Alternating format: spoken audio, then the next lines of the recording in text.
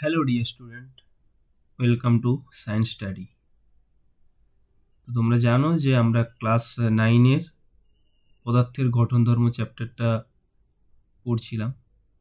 তো তার আজকে যে বিষয়টা পড়ানো হবে সেটা হচ্ছে স্থিতিস্থাপকতা বা ইলাস্টিসিটি। তো এখানে আমরা কি কি জানবো? প্রথমত স্থিতিস্থাপকতা সম্বন্ধে জানবো। স্থিতিস্থাপকতা বিষয়টা কি, কি ধরনের এটা পদার্থের ধর্ম, স্থিতিস্থাপকতার উপর নির্ভর করে কী কী স্থিতিস্থাপক পদার্থ রয়েছে, কী কী অস্থিতিস্থাপক পদার্থ অর্থাৎ প্লাস্টিক পদার্থ রয়েছে, সেগুলো সম্বন্ধে জানব। এবং এখানে পীড়ন, বিকৃতি এবং তাদের মধ্যে সম্পর্ক অর্থাৎ হুকের সূত্র, ইয়ং মডিউলাস বা ইয়ং গুণাঙ্ক, স্প্রিং কনস্ট্যান্ট, এই সমস্ত বিষয় নিয়ে আজকের এই অধ্যায়ে আলোচনা হবে। তো আমি ক্লাস শুরুর আগে বলছি যে তোমরা অবশ্যই খাতা পেন নিয়ে বসবে। আর ক্লাসটা একটু লম্বা হবে, দীর্ঘায়িত হবে, তো যে কারণে একটু ধৈর্য ধরে ক্লাসটাকে দেখবে। যেখানে বুঝতে অসুবিধা হবে পজ করে আবার একবার পিছিয়ে গিয়ে দেখবে। আমি প্রতিটি বিষয়কে পুঙ্খানুপুঙ্খভাবে ব্যাখ্যা করার চেষ্টা করব। আশা করি তোমাদের বোঝার কোনো অসুবিধা হবে না। ঠিক আছে, চলো ক্লাস শুরু করছি। তো ফার্স্ট জানতে হবে যে স্থিতিস্থাপকতা কি। তো স্থিতিস্থাপকতা, যার ইংরেজি টার্মিনোলজি হচ্ছে ইলাস্টিসিটি। এই স্থিতিস্থাপকতা বিষয়টা কি? ধরো একটা কোনো বস্তুকে, যেমন একটা স্প্রিং আছে, এই স্প্রিংকে তুমি কোনো একটা বল প্রয়োগ করে এরকম চাপ দিলে, ছেড়ে দিলে কি হবে? স্প্রিংটা আবার তার আগের অবস্থানে ফিরে যাবে। তো যে কোনো পদার্থকে, একটা ধরো লোহার দণ্ড নিলাম, লোহার দণ্ডটাকে বাঁকিয়ে দিলাম, আবার ছেড়ে দিলাম, সোজা হয়ে গেল। ঠিক আছে, একটা স্টিলের স্কেলকে নিয়ে বাঁকিয়ে দিয়ে ছেড়ে দাও, সোজা হয়ে যাবে। বা একটা রাবারকে তুমি টেনে ছেড়ে দাও, আবার আগের অবস্থায় এসে যাবে। অর্থাৎ কোনো বস্তুকে যদি আমরা বাহ্যিক বল প্রয়োগ করে বস্তুটাকে বিকৃত করার চেষ্টা করি, বস্তুটার আকার, আকৃতি, আয়তন এগুলোর পরিবর্তন করার চেষ্টা করি, তাহলে কিন্তু বস্তুটা পুনরায় আবার তার আগের অবস্থায় ফিরে চলে আসবে যদি আমি বলটাকে সরিয়ে নিই। তো এই ধরনের আচরণকে বা এই ধর্মটাকে পদার্থের কি বলা হয়? স্থিতিস্থাপকতা। ঠিক আছে, তো মূলত মনে রাখবে যে কঠিন বস্তু বা কঠিন পদার্থের ক্ষেত্রে স্থিতিস্থাপকতা আমরা সবচেয়ে বুঝতে পারি, কারণ কঠিন বস্তুর স্থিতিস্থাপকতা বেশি হয়।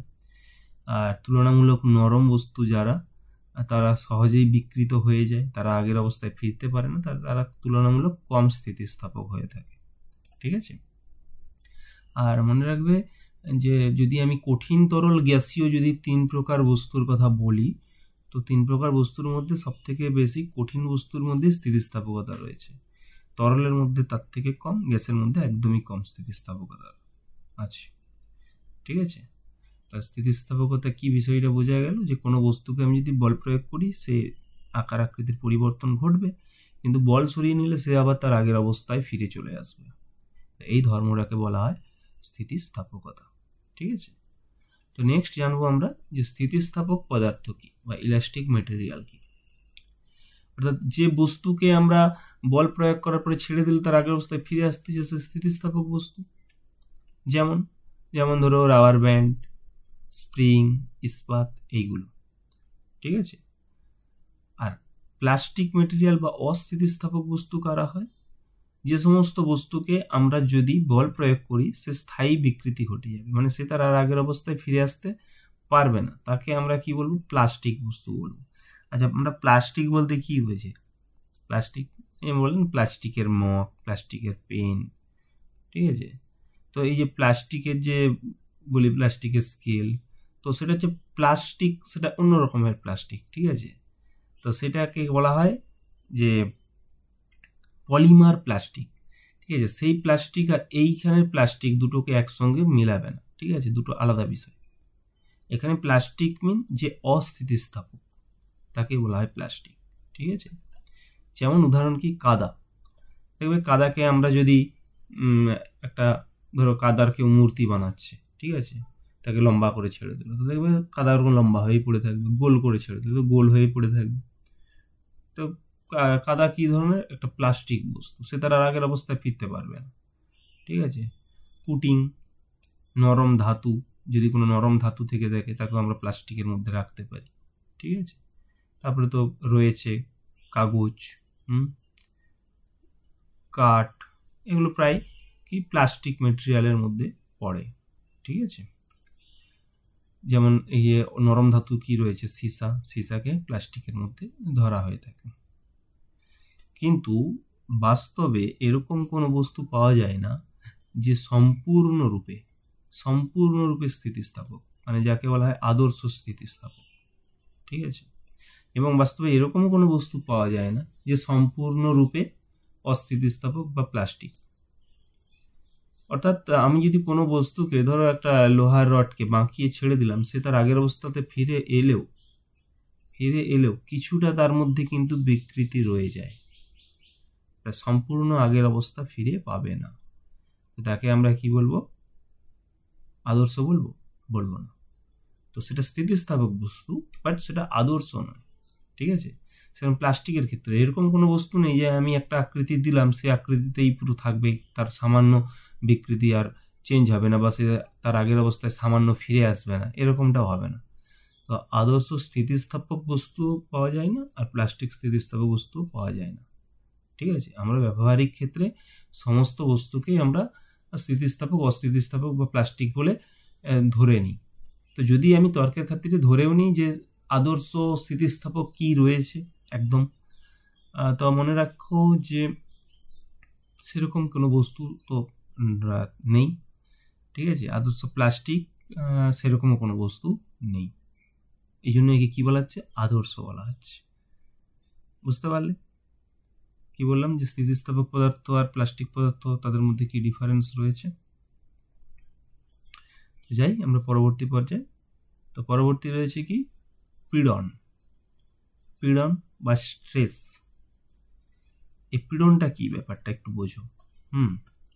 ধরো এরকম একটা লোহার রডকে তুমি নিয়েছো, মেটাল বার নিয়েছো, লোহার রড আছে, আর তাতে এখানে কোনো একটা ভার ঝুলিয়ে দিয়েছো, ঠিক আছে। তাহলে কি হবে, সেটা এরকম ব্যান্ড হবে। এখন এখানে আমি যে ভারটা ঝুলিয়েছি, এর দরুন ধরো এফ পরিমাণ বল কাজ করছে এর উপর। তো এই রডটা কি করবে, সে তার আগের অবস্থায় ফিরে আসার চেষ্টা করবে, ফলে এই বলের বিরুদ্ধে পদার্থের অভ্যন্তরে একটা বল কাজ করবে, প্রতিমিত বল, ঠিক আছে। এফ পরিমাণে প্রতিমিত বল কাজ করবে, বা ইংরেজিতে বললে রেস্টোরিং ফোর্স, ঠিক আছে, রেস্টোরিং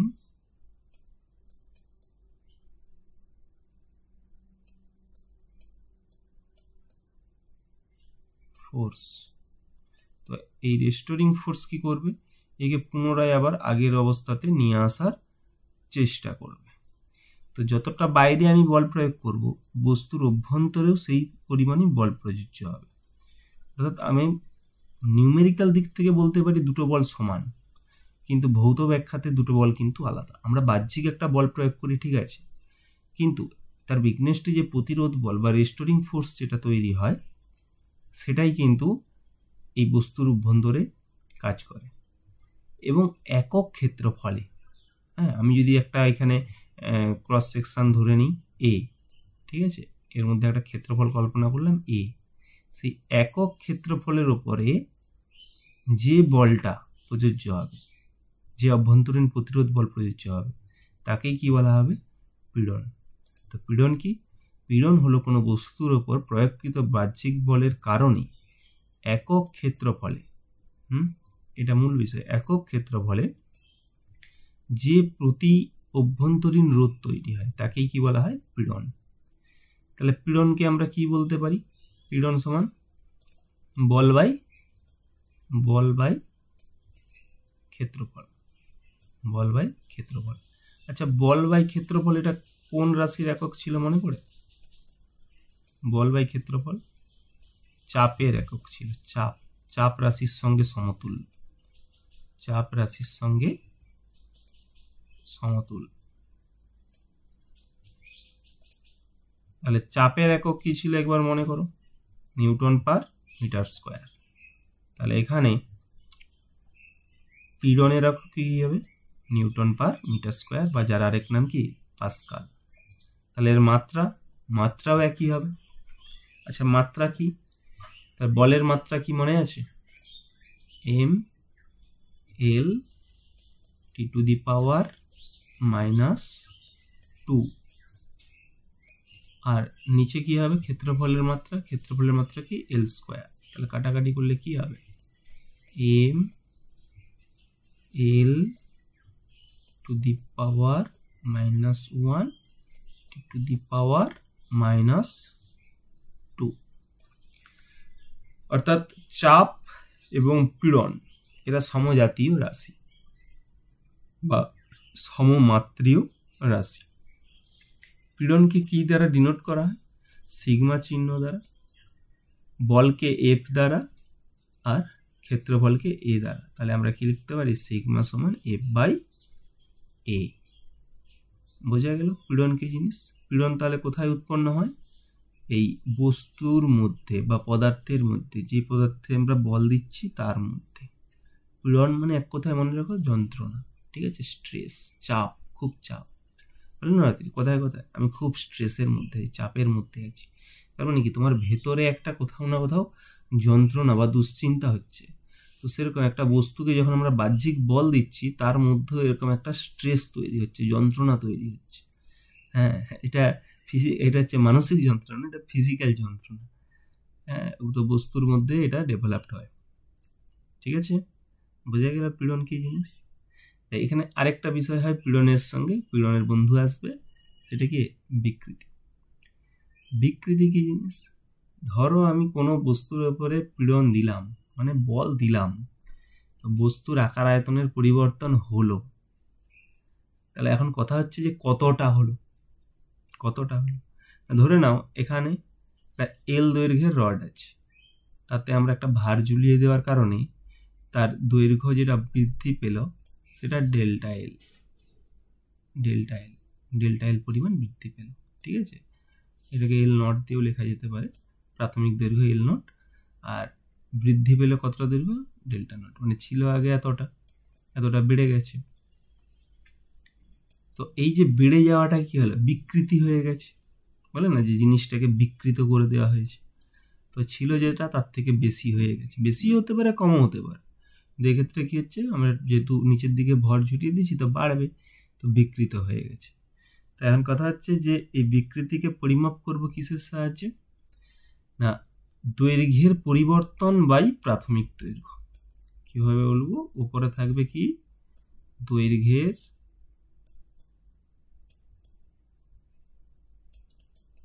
পরিবর্তন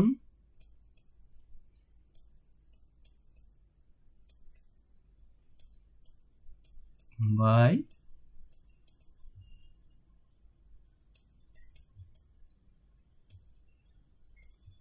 প্রাথমিক দৈর্ঘ্য।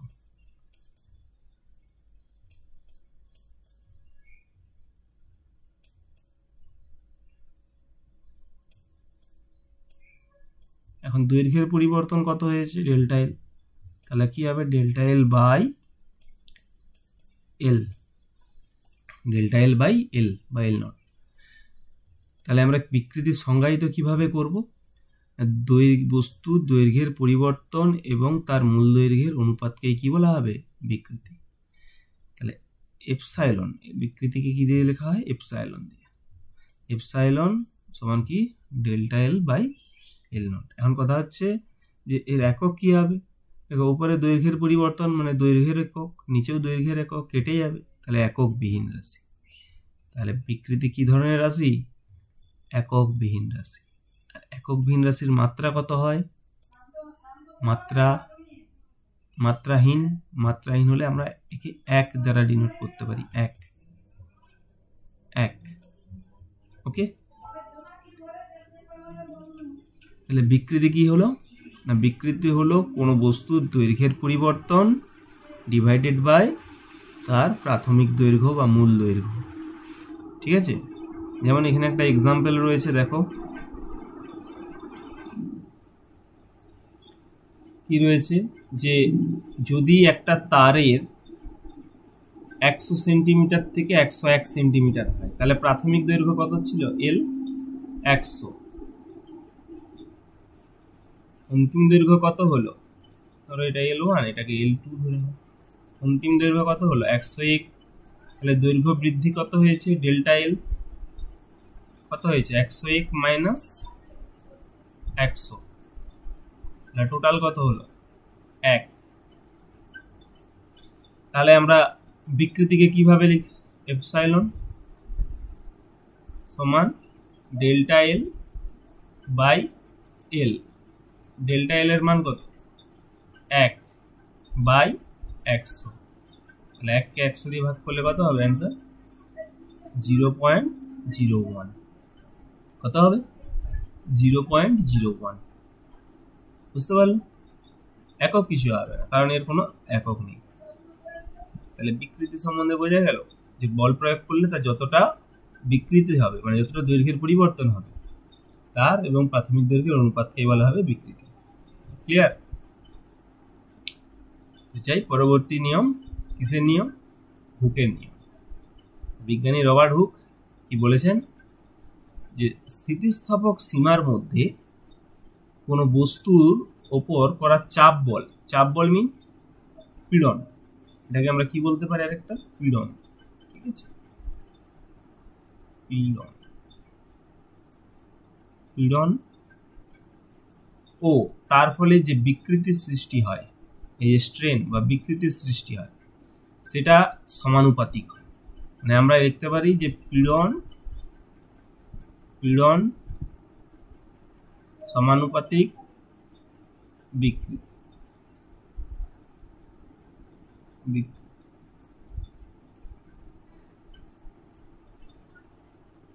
ওকে, বুঝতে পারলে? পীড়ন সমানুপাতিক বিকৃতি। তাহলে পীড়নকে আমরা কি দিয়ে লিখতে পারি?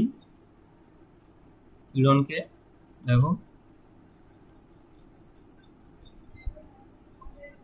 আচ্ছা তার আগে বলে দিই, অনেকটা হয়তো তোমরা এখানে বুঝতে পারছো না কথা, যে স্থিতিস্থাপক সীমা, এই স্থিতিস্থাপক সীমাটা কি?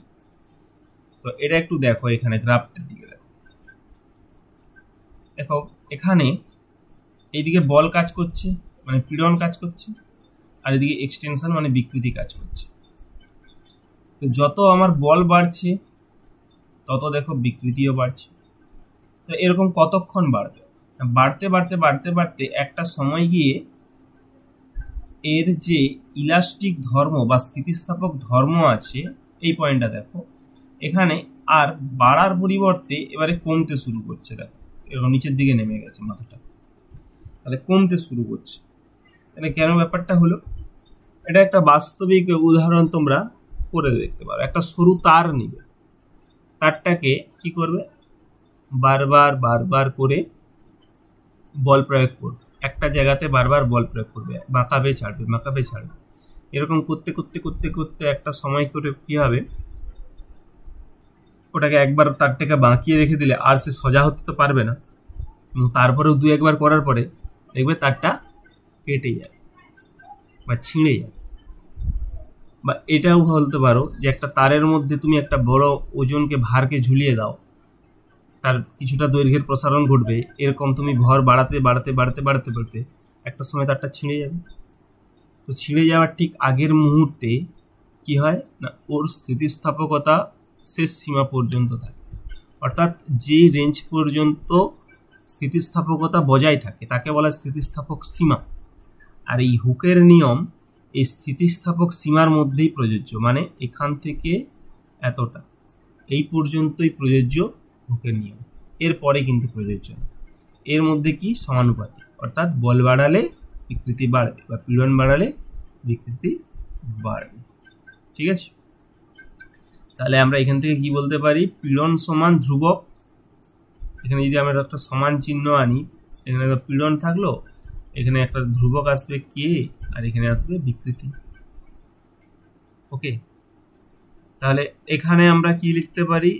পীড়ন সমান কে সমান বিকৃতি। তাহলে এখান থেকে কে সমান কি লিখতে পারি?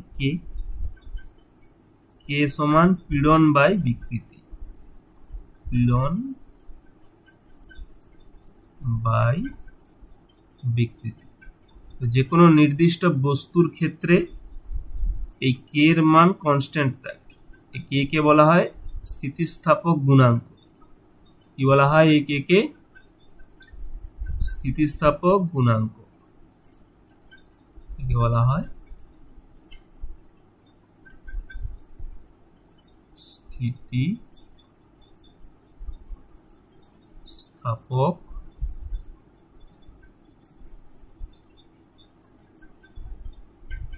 গুণাঙ্ক। ওকে,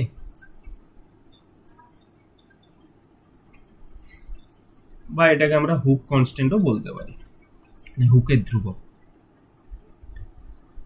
তাহলে কি দেখতে পাচ্ছি যে হুকের সূত্র স্থিতিস্থাপক সীমার মধ্যে পীড়ন বিকৃতির সমানুপাতিক, এবং এই স্থিতিস্থাপক গুণাঙ্কেরও একক বা মাত্রা এই পীড়নের মাত্রার সঙ্গে সমান হবে। তার কারণ কি, বিকৃতির তো কোনো মাত্রা নেই, পীড়নের মাত্রা, পীড়নের একক আছে। তাহলে কে এর একক পীড়নের একক এবং বিকৃতির এককের সঙ্গে সমান হবে। ঠিক আছে, তো এখানে স্প্রিং এর ক্ষেত্রে দেখো ব্যাখ্যা রয়েছে। যদি স্প্রিং হয় তার ক্ষেত্রে আমি যে পরিমাণ বল প্রয়োগ করব এবং তার ফলে যে পরিমাণ দৈর্ঘ্য বৃদ্ধি হবে সেটাকে এফ সমান কে এল দিয়ে ডিনোট করা হচ্ছে। আমরা স্প্রিং কনস্ট্যান্ট পড়বো, নেক্সটেই পড়বো, তো তখন এটাকে আমি ব্যাখ্যা করব। ঠিক আছে, বোঝা গেল? আর এই যে লেখচিত্রের এই যে নতি, এই নতি কি নির্দেশ করে মনে রাখবে? লেখচিত্রের নতি কে কে নির্দেশ করে, অর্থাৎ স্থিতিস্থাপক গুণাঙ্ককে নির্দেশ করে নতি। ঠিক আছে, আর এটা বিভিন্ন বস্তুর বিভিন্ন হতে পারে। এটা ধরো লোহার এরকম, আর ধরো তামার এরকম, মানে কম বেশি হতে পারে স্লোপটা। এটা পদার্থ অনুযায়ী ডিপেন্ড করবে। তো প্রত্যেকটি পদার্থের ক্ষেত্রে এই লেখচিত্র জানাটা খুবই জরুরি। আমরা শিল্পক্ষেত্রে বা গবেষণার ক্ষেত্রে বা আমরা প্রযুক্তির ক্ষেত্রে যে সমস্ত পদার্থ ব্যবহার করতেছি, সে লোহা বলো, অ্যালুমিনিয়াম বলো, তামা বলো বা কোনো সংকর ধাতু বলো, তার এই স্থিতিস্থাপকতার লেখচিত্রটা খুবই গুরুত্বপূর্ণ। এখান থেকে তার সমস্ত প্রপার্টি জানা যায়, যে সে কত বলে সে কেটে যাবে বা কত বলে সে ছিঁড়ে যাবে, বা কতটা বল পর্যন্ত সে সহ্য করতে পারবে, কতটা পর্যন্ত তার স্থিতিস্থাপকতা বজায় থাকবে, সবকিছু এই লেখচিত্রের সাহায্যে জানা যায়। ঠিক আছে, তো নেক্সট আসছি ইয়ং গুণাঙ্ক বা ইয়ং মডিউলাস। আচ্ছা, ইয়ং গুণাঙ্কটা কি জিনিস? দেখো, এইটা হুকের সূত্রটা, এটা যে কোনো ধরনের বস্তুর জন্য প্রযোজ্য হবে। সেটা লম্বা বস্তু হতে পারে, গোল বস্তু হতে পারে, চারকোনা বস্তু হতে পারে, আয়তাকার বস্তু হতে পারে, ঘনাকার বস্তু হতে পারে। এটা যে কোনো বস্তুর ক্ষেত্রে প্রযোজ্য, এবং এটা আয়তনের ক্ষেত্রেও প্রযোজ্য, দৈর্ঘ্যের ক্ষেত্রেও প্রযোজ্য, ক্ষেত্রফলের ক্ষেত্রেও প্রযোজ্য। তো এই সম্পর্কিত আমাদের অনেকগুলো গুণাঙ্ক এসে যাবে। মানে আমরা এই যে স্থিতিস্থাপক গুণাঙ্ক দেখলাম, এটা আবার 2-3 রকমের হয়ে থাকে। ঠিক আছে, একটা ইয়ং গুণাঙ্ক, আর একটা হচ্ছে বাল্ক গুণাঙ্ক বা বাল্ক মডিউলাস। ঠিক আছে, তো এরকম 2-3 রকমের হয়, 3 রকমের আছে। তো মূলত আমাদের সিলেবাসে রয়েছে ইয়ং গুণাঙ্ক। এখন কথা হচ্ছে যে ইয়ং গুণাঙ্ক কিসের ক্ষেত্রে প্রযোজ্য হবে? তো ইয়ং গুণাঙ্ক যে কোনো দৈর্ঘ্য বৃদ্ধির ক্ষেত্রে প্রযোজ্য। মানে ধরো আমার কাছে এরকম একটা রড আছে, তার একটা বল প্রয়োগ করা, এদিকে একটা বল প্রয়োগ করায় সেই রডটার দৈর্ঘ্য বেড়ে গেল। শুধু বাড়া কেন, এটা কমার ক্ষেত্রেও প্রযোজ্য হতে পারে। তো দৈর্ঘ্য বেড়ে গেল, মানে প্রাথমিক দৈর্ঘ্য ছিল এল, পরে এতটা বেড়ে গেছে, এটাকে আমরা কি বলবো? Delta L. কতটা বেড়েছে? ডেল্টা এল বা ডেল্টা এক্স। ঠিক আছে, তাহলে আমরা একটু আগেই দেখে এসেছিলাম এই যে তারের ক্ষেত্রে যদি এল দৈর্ঘ্যের হয়, তার মধ্যে ডেল্টা এল বৃদ্ধি পায়, তাহলে তার বিকৃতি কত হয়? এপসাইলন সমান ডেল্টা এল বাই এল। তাই বিকৃতি কি হবে? ডেল্টা এল বাই এল। আর তার মধ্যে বল কত প্রয়োগ করেছি? এফ বল প্রয়োগ করেছি। এবং যদি ধরে নিই যে এর প্রস্থচ্ছেদের ক্ষেত্রফল, এখানে যে প্রস্থচ্ছেদটা হবে তার ক্ষেত্রফল যদি এ হয়, তাহলে তার পীড়ন কত হবে? তার পীড়ন হবে এফ বাই এ। তাহলে পীড়ন কত হবে? এফ বাই এ। আর আমরা স্থিতিস্থাপক গুণাঙ্ক সমান কি দেখলাম একটু আগে? স্থিতিস্থাপক গুণাঙ্ক সমান পীড়ন বাই বিকৃতি। এক্ষেত্রেও তাহলে কি হবে? স্থিতিস্থাপক গুণাঙ্ক সমান পীড়ন বাই বিকৃতি। কিন্তু এখানে স্থিতিস্থাপক গুণাঙ্ককে আর কে দিয়ে লেখা হবে না, এখানে ই বা একে ইয়ং গুণাঙ্ক, তো একে ওয়াই দ্বারাও লেখা যেতে পারে, ওয়াই। ঠিক আছে, ওয়াই সমান কি হয়ে গেল? সিগমা বাই এপসাইলন, অর্থাৎ পীড়ন বাই বিকৃতি। কিন্তু এখানে পীড়নের নামটা একটু আলাদা হবে।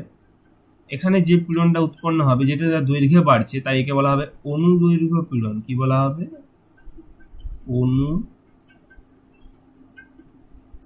অনুদৈর্ঘ্য পীড়ন।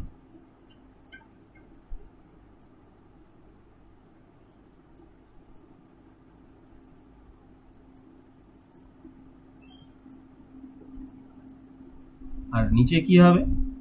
বিকৃতি, পীড়ন বাই বিকৃতি। তাহলে সেম, অনুদৈর্ঘ্য বিকৃতি। বুঝতে পারলে? একে ই, বড় হাতের ই বা বড় হাতের ওয়াই দ্বারা প্রকাশ করা হয়। ঠিক আছে, বড় হাতের ই বা বড় হাতের ওয়াই দ্বারা প্রকাশ করা হয়। আর যেহেতু আমরা দেখেছিলাম যে কে এর একক পীড়নের একক একই, আর কেটাই তো এখানে রিপ্লেস হচ্ছে ওয়াই দ্বারা, তাহলে ওয়াই এরও একক একই হবে, মানে নিউটন পার মিটার স্কোয়ার। তো যদি প্রশ্ন করে যে ইয়ং গুণাঙ্কের একক কি, নিউটন পার মিটার স্কোয়ার। মাত্রা কি? M L to the power -1 T to the power -2। মানে পীড়নের যা, ইয়ং গুণাঙ্কেরও তা, এবং স্থিতিস্থাপক গুণাঙ্কেরও তাই। এবং যতগুলো স্থিতিস্থাপক গুণাঙ্ক আছে সবার ক্ষেত্রে এটা একই হবে। ক্লিয়ার? বুঝতে পারলে? তো দেখো, এটাকে যদি আমরা মান বসিয়ে দিই, এপসাইলনের জায়গায় কি বসাবো? এফ বাই এ। এপসাইলনের জায়গায় কি বসাবো?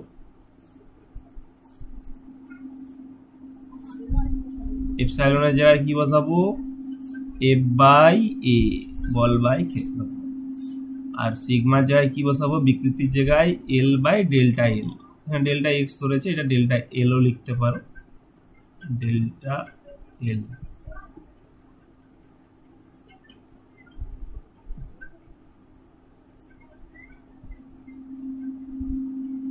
Delta L. তাহলে ই বা এটাকে ওয়াইও লিখতে পারি, তাহলে ওয়াই সমান F L by A delta L. এই রাশিমালাটা মনে রাখতে হবে, এটার উপরে কিন্তু আমাদেরকে কোনো না কোনো অঙ্ক করতে হতে পারে। ঠিক আছে, পরে পরীক্ষাতে প্র্যাকটিস করতে হবে। ঠিক আছে, তো ইয়ং গুণাঙ্কের সাহায্যে আমরা কি জানতে পারি না, ইয়ং গুণাঙ্কের সঙ্গে কোনো বস্তুর দৈর্ঘ্যের কতটা বৃদ্ধি বা হ্রাস ঘটবে কত বলের এগনেস্টে, সেই সম্পর্কিত জানতে হবে। এটাও যে কোনো বস্তুর জন্য ফিক্সড থাকে। বুঝা গেল? এরপরে আসছি স্প্রিং কনস্ট্যান্ট। আচ্ছা, স্প্রিং কনস্ট্যান্টটা কি জিনিস? স্প্রিং কনস্ট্যান্ট হলো, ধরো এখানে একটা স্প্রিং আছে, এই স্প্রিংটাকে হয় তুমি বল দিয়ে টানো বাইরের দিকে, তাহলে স্প্রিংটা প্রসারিত হবে, এই যেমন এই ক্ষেত্রে প্রসারিত হয়েছে।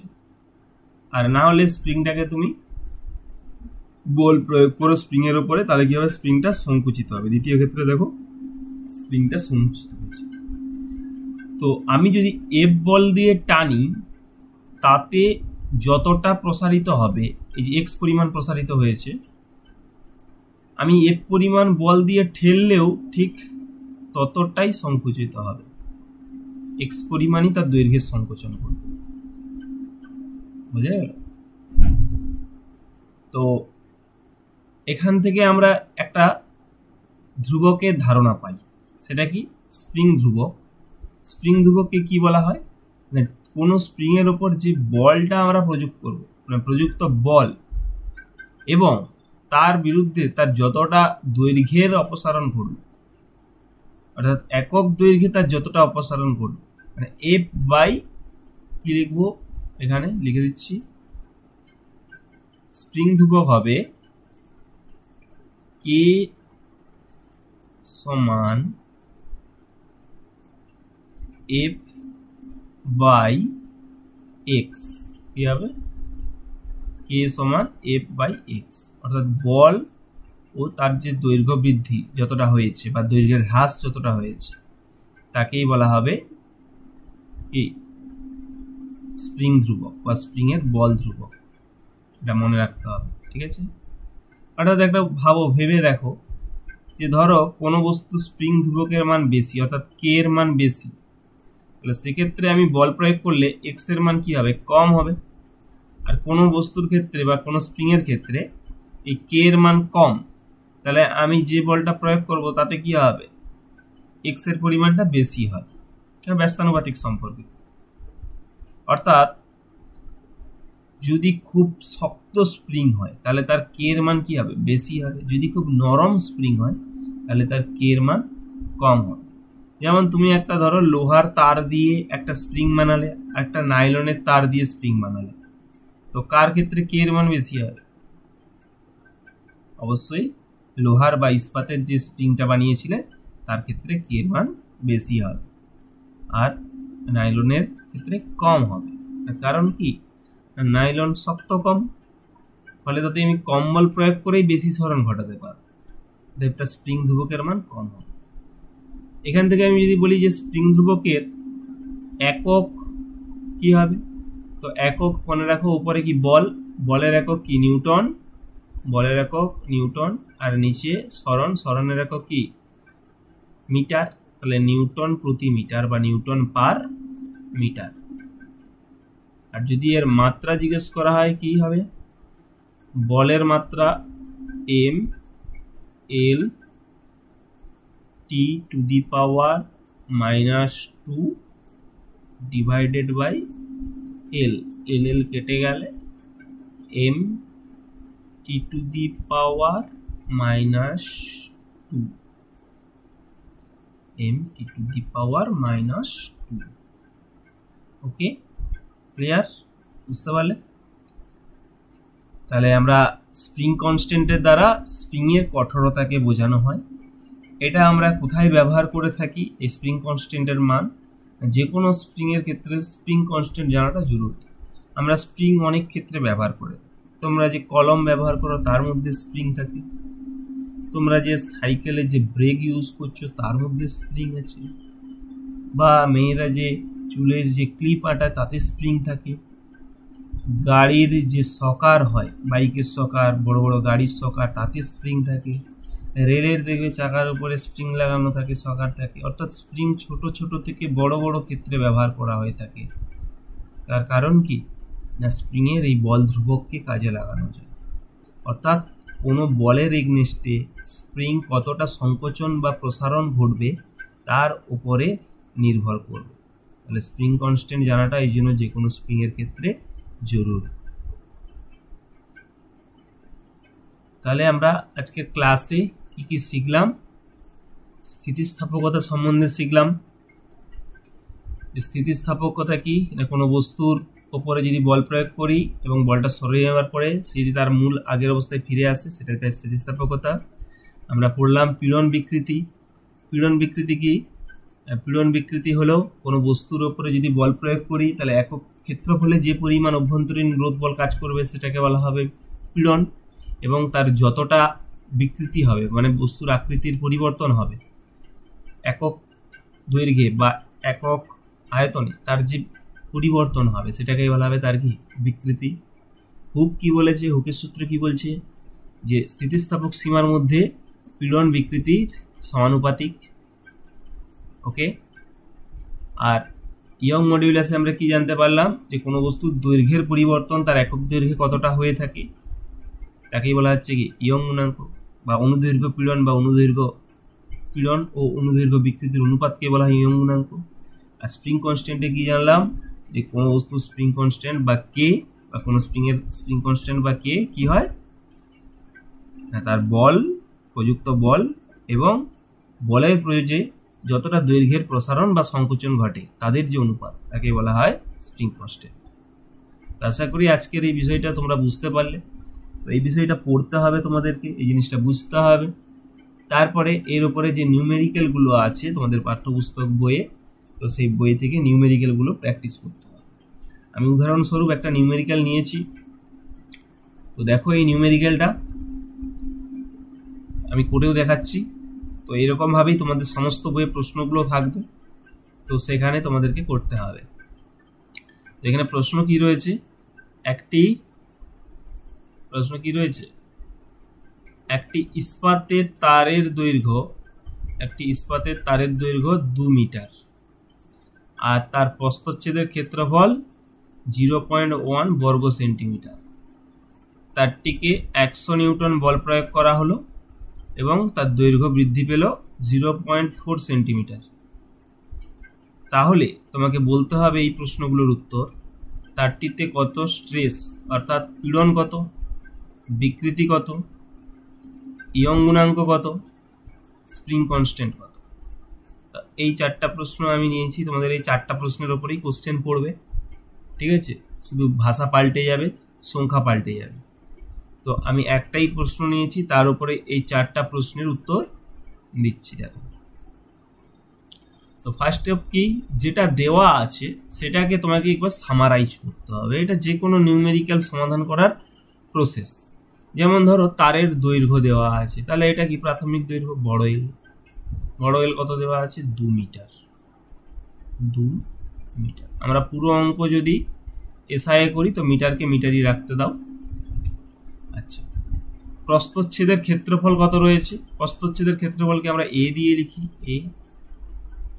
এ সমান কত, 0.1 বর্গ সেন্টিমিটার। 0.1 বর্গ সেমি মানে সেমি স্কোয়ার, সেন্টিমিটার স্কোয়ারকে মিটার স্কোয়ার কি করে করবে, 0.1 ইন্টু 10 টু দি পাওয়ার -4 দিয়ে গুণ করলে সেন্টিমিটার স্কোয়ার মিটার স্কোয়ারে পরিবর্তন হয়ে যাবে। বোঝা গেল? 10 টু দি পাওয়ার -4 দিয়ে গুণ করতে, কারণ আমরা কি জানি, সেন্টিমিটারকে মিটার করতে গেলে 10 টু দি পাওয়ার -2 দিয়ে গুণ করতে হয়। তাহলে স্কোয়ারকে করব, তাহলে -2 এর স্কোয়ার কি হয়ে যাবে, -4 হয়ে যাবে। ওকে, আর কি দেওয়া আছে, বল প্রয়োগ করা আছে। বলকে আমরা কি দিয়ে ডিনোট করি, এফ দিয়ে। তাহলে এফ কত দেওয়া আছে, 100 নিউটন। আর তার দৈর্ঘ্যের বৃদ্ধিকে ডেল্টা এল দিয়ে লেখা হয়। দৈর্ঘ্যের বৃদ্ধি কত হয়েছে, 0.04 সেন্টিমিটার। এখানেও কিন্তু সেন্টিমিটারকে মিটারে করতে হবে। এই অঙ্কের ক্ষেত্রে কিন্তু ইউনিট কনভার্সন অত্যাধিক গুরুত্বপূর্ণ, ঠিক আছে? কারণ আমরা এখানে দেখতে পাবো যে মিলিমিটারের স্কেলেও রয়েছে, তো মিলিমিটারকেও কিন্তু মিটারে কনভার্ট করতে হবে যদি তুমি পুরো অঙ্ক এসআই সিস্টেমে করে থাকো। তাহলে 0.04 সেন্টিমিটারকে মিটার করো 10 টু দি পাওয়ার -2 দিয়ে গুণ করে, 10 টু দি পাওয়ার -2। এখন এটা কিসে হয়ে গেল, মিটার। দেখো সবগুলো একই ইউনিটে এসে গেছে। এবারে একে একে প্রশ্নের উত্তর দেওয়া যাক। দেখো প্রথমে বলেছে স্ট্রেস কত, পীড়ন। তাহলে পীড়নের রাশিমালা কি, পীড়নের রাশিমালা বল বাই ক্ষেত্রফল। পীড়নের রাশিমালা কি, বল বাই ক্ষেত্রফল। তাহলে বলের জায়গায় কত বসাবো, বলো, বলের জায়গায় কত বসাবো, বল কত ছিল, 100। তাহলে বলের জায়গায় কি বসাবো, 100 বাই ক্ষেত্রফল। ক্ষেত্রফল কত পেয়েছি, 0.1 ইন্টু 10 টু দি পাওয়ার -4। তাহলে divided by 0.1 into 10 to the power -4। এবারে এটাকে দিয়ে ভাগ করলে যেটা আসবে সেটাই অ্যান্সার। তো ভাগ করলে অ্যান্সার আসবে 10 টু দি পাওয়ার 7 পাস্কাল। একক কি হবে, নিউটন পার মিটার স্কোয়ার বা পাস্কাল। তারপরে কি বলেছে, 2 এর প্রশ্নটা দেখো। 2 এর প্রশ্ন বলছে স্ট্রেন কত অর্থাৎ বিকৃতি কত।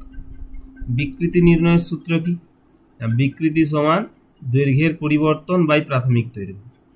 এখন বলো দৈর্ঘ্যের পরিবর্তন কত হয়েছে, delta L 0.04 into 10 to the power -2। তাহলে ওপরে লিখবো 0.04 ইন্টু 10 টু দি পাওয়ার -2। নিচে প্রাথমিক দৈর্ঘ্য ছিল 2/2। তাহলে এটাকে ভাগ করলে কত হবে, নিজেরা একবার ক্যালকুলেশনটা নিজে হাতে করে নেবে। 0.0002 একক না, বিকৃতির কোনো একক নেই। নেক্সট দেখো ইয়ং গুণাঙ্ক বের করতে বলেছে 3 নম্বরে। ইয়ং গুণাঙ্কের সূত্র কি, পীড়ন বাই বিকৃতি। যেহেতু আমরা এখানে অটোমেটিক্যালি পীড়ন আর বিকৃতি আলাদা আলাদা বের করে নিয়েছি, তাহলে ডাইরেক্ট আমরা এই মানগুলোকে বসিয়ে দেবো, উপরে পীড়নের মান যে 10⁻⁷, আর নিচে বিকৃতির মান 0.0002। তাহলে এটাকে এবার ক্যালকুলেশন করবে, কাটাকাটি করবে, করলে কি দাঁড়াবে 5 × 10⁻10 পাস্কাল। যেহেতু বিকৃত পীড়ন এবং ইয়ং গুণাঙ্ক এদের দুজনেরই একক একই, পাস্কাল পাস্কাল, তো পাস্কালই হবে। 4 নম্বর প্রশ্ন কি আছে, যে এখানে তারের স্প্রিং কনস্ট্যান্ট কত, স্প্রিং ধ্রুবক কত। তো স্প্রিং ধ্রুবক বের করার সূত্র কি, বল বাই দৈর্ঘ্যের পরিবর্তন।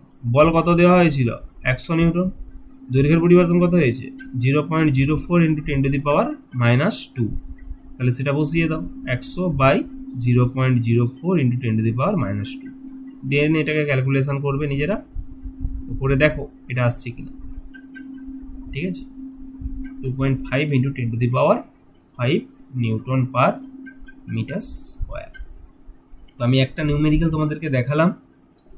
নিউমেরিক্যাল করতে গেলে প্রথমত পড়া জানতে হবে, পড়া বুঝতে হবে, সূত্র মনে রাখতে হবে, রাশিমালা মনে রাখতে হবে, একক কনভার্সন মনে রাখতে হবে। এইগুলো যদি তুমি করতে পারো তাহলে তুমি নিউমেরিক্যাল আটকাবে না, প্রত্যেকটা নিউমেরিক্যাল করতে পারবে। ঠিক আছে, তো আশা করি আজকের ক্লাস তোমাদের বুঝতে পেরেছো।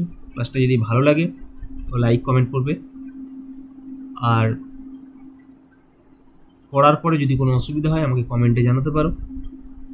ক্লাসটা এখানে রাখছি। Stay study, stay happy.